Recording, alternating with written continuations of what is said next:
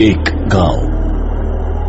उस गांव में बना एक पुराना कुआं और उस पुराने कुएं से जुड़ी कुछ धारणाएं जो ये बताती हैं कि उस कुएं में कुछ प्रेत आत्माओं का साया है। पहले ये कुआं गांव के बीचों बीच था, पर जब धीरे धीरे गांव से लोग गायब होने लगे तो उस कुएं की गहराइयों को भी तलाशने की कोशिश की गई, लेकिन जो भी उस कुएं के अंदर गया वापस नहीं आया। गांव वालों ने उस कुएं को पत्थर डालकर बंद भी करने की कोशिश की, पर अगली ही रात सारे पत्थर गांव वालों की छत पर गिरने लगे। ऐसा लगने लगा जैसे पत्थरों की बारिश हो रही हो।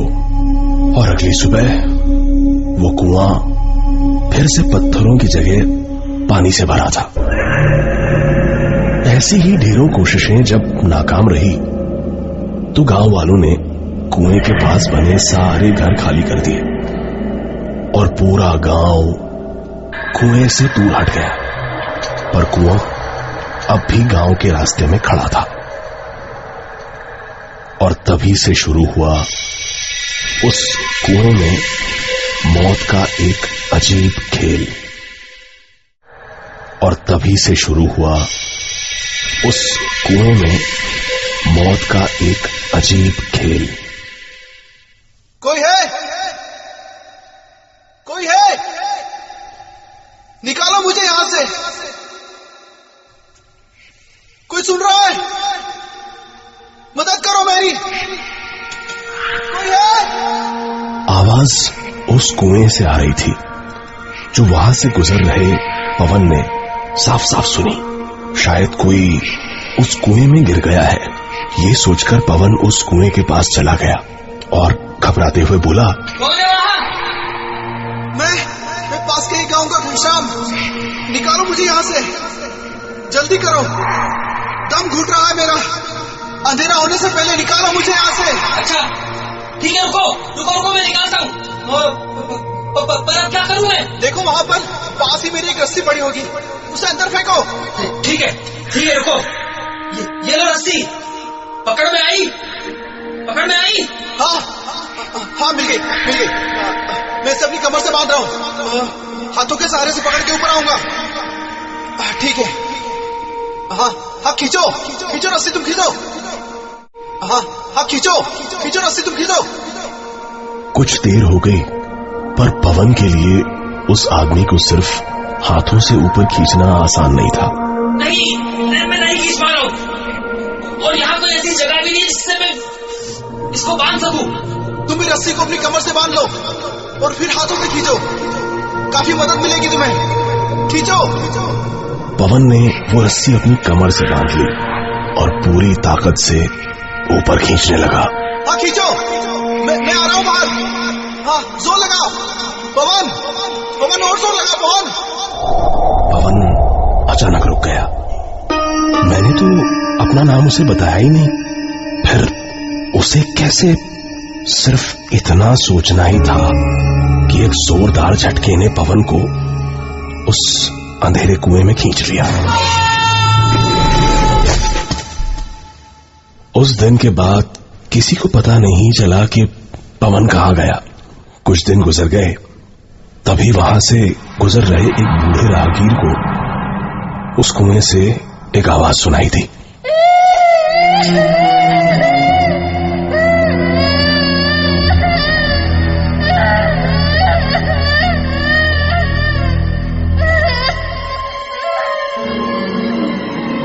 ये किसी बच्चे के रोने की आवाज थी।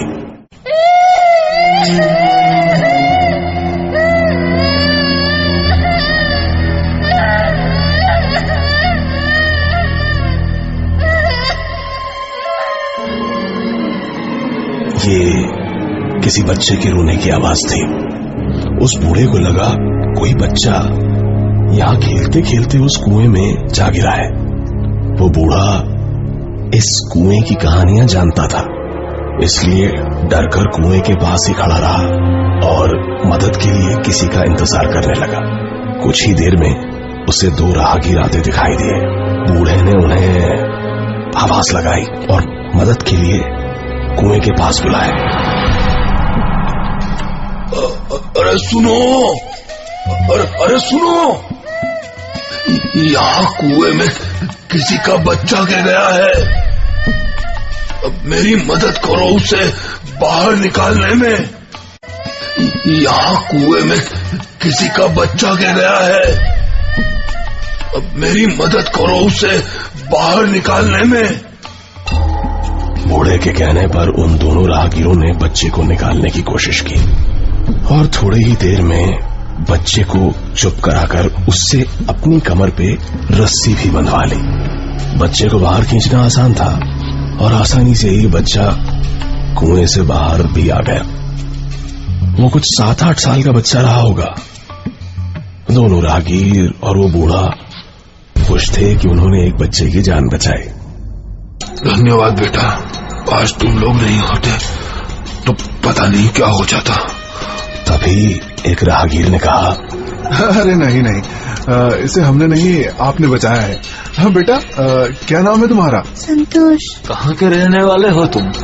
माँ कहाँ है तुम्हारी? माँ नहीं है। अच्छा, पर तुम्हारे बाबा तो होंगे ना बेटा, कहाँ हैं? उस बच्चे ने राहगीर को हंसते हुए देखा और उस बूढ़े की तरफ उंगली उठा दी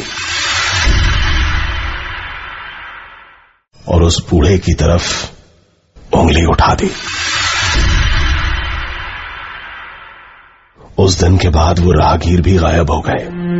कहा जाता है कि आजादी से पहले इस गांव में बहुत शातिर ठगों की टोलियां रहा करती थी, जिन्होंने कई बार वहां के लोगों और अंग्रेजों को ठगा था।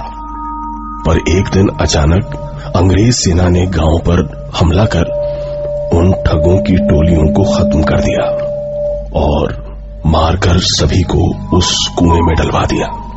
तब से उन ठगों की आत्माएं आज भी अलग अलग तरीकों से लोगों की जिंदगियों को ठग रही हैं। आज भी उस गांव में उस अंधेरे कुएं का मुंह खुला हुआ है और आज भी कोई मदद को पुकारता है। कोई है वहां? कोई सुन रहा है? Download more from wapsit.com. WAPSI